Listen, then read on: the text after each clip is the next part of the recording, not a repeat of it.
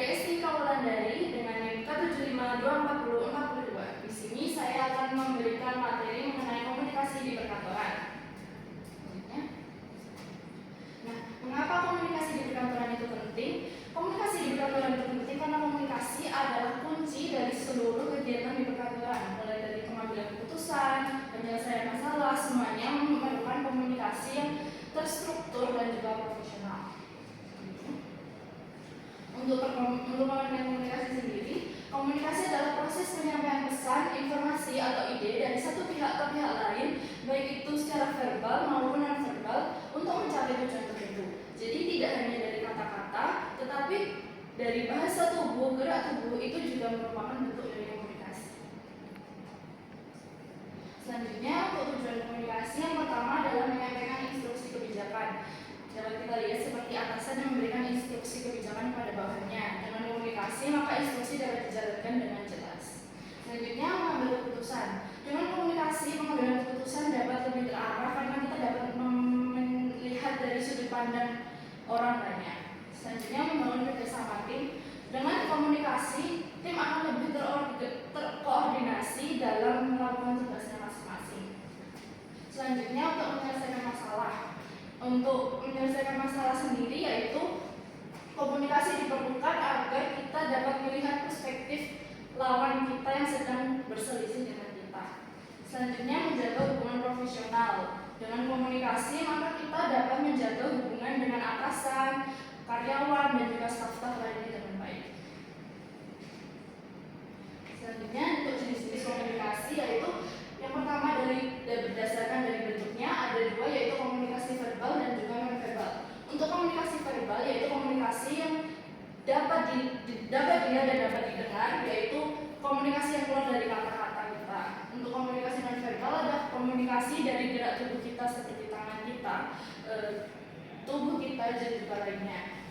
Lalu berdasarkan arah, komunikasi ada tiga, yaitu vertikal, horizontal, dan juga diagonal.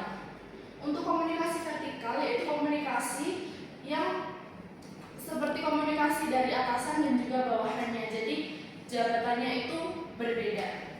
Lalu kemudian untuk komunikasi horizontal, yaitu komunikasi sesama jabatan seperti pada karyawan yang memiliki status yang sama. Kemudian untuk komunikasi diagonal adalah komunikasi yang kita itu berbeda divisi atau berbeda perusahaan, itu adalah komunikasi secara diagonal. Lalu berdasarkan ruang lingkup, yang pertama adalah internal. Komunikasi internal itu adalah komunikasi yang terjadi dari satu organisasi saja, satu ruang lingkup organisasi. Lalu komunikasi eksternal itu adalah komunikasi yang terjadi di luar ruang lingkup organisasi, seperti saat pegawai kantor melakukan komunikasi kepada nasabah bank seperti itu. Lalu komunikasi berdasarkan perilaku, yang pertama adalah komunikasi formal. Komunikasi formal adalah komunikasi yang secara resmi dan juga terdokumentasi seperti rapat dan juga pidato atau yang lainnya. Lalu komunikasi informal adalah komunikasi yang terjadi secara santai seperti karyawan yang mengobrol secara biasa seperti saat makan, minum, dan juga bercanda. Lalu selanjutnya, hambatan dari komunikasi yaitu ada tiga. Yang pertama adalah hambatan teknis. Hambatan teknis adalah hambatan fisik. Biasanya itu adalah pengaruh dari eksternal, yaitu cuaca atau suara yang tidak jelas, atau saat komunikasi itu internetnya rusak seperti itu. Lalu ada hambatan semantik. Hambatan semantik itu adalah hambatan yang merupakan terjadi saat proses komunikasi itu berlangsung, seperti kesalahpahaman, misinformasi, seperti itu. Kemudian hambatan manusiawi adalah hambatan yang ada dalam diri manusia tersebut, seperti persepsi yang berbeda,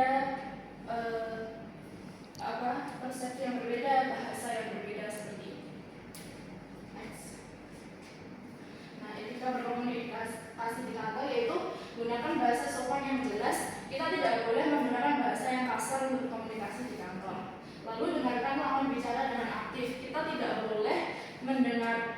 tidak boleh mengabaikan saat kita berbicara dengan seseorang di kantor. Lalu yang kedua, hormati perbedaan pendapat. Meskipun pendapat tersebut apa yang kita lihat, kita harus menghormati perbedaan pendapat tersebut. Kemudian perhatikan ada suara dan ekspresi wajah. Apabila lawan kita itu sedang bersemangat, kita juga harus bersemangat pula untuk mendengarkannya. Apabila lawan kita sudah terlihat marah, maka kita juga seharusnya tidak terpancing dengan mereka. Lalu selanjutnya, jaga kerahasiaan yang bersifat internal. Kita tidak boleh membocorkan rahasia yang diberikan kepada seseorang kepada kita apabila saat berkomunikasi, jangan bocor intinya.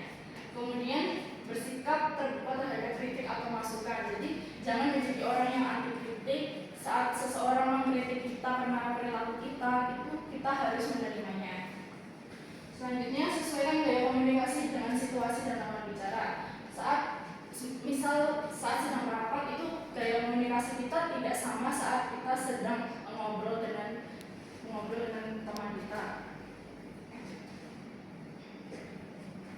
Nah, di kantor tersebut juga memerlukan komunikasi digital agar kerja kantor dapat berjalan lebih baik. Komunikasi digital adalah proses pertukaran informasi atau gagasan melalui media atau perangkat digital.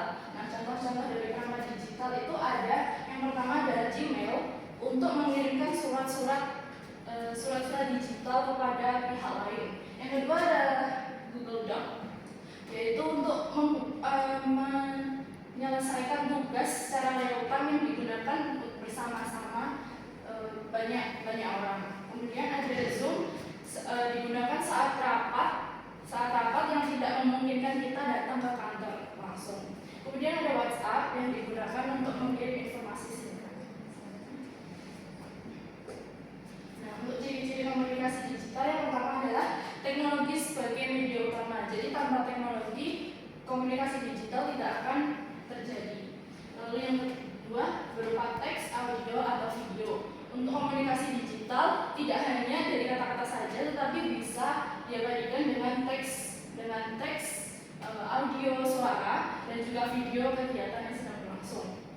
Lalu komunikasi digital itu dapat berupa sinkron maupun asinkron. Sinkron itu dapat terjadi secara langsung seperti saat kita melakukan rapat Zoom, dan juga asinkron saat kita mengirimkan email kepada seseorang. Lalu yang terakhir adalah terdokumentasi. Nah, terdokumentasi itu dapat didokumentasikan dan juga dapat diarsipkan. Sekian presentasi dari saya. Apabila ada kesalahan kata,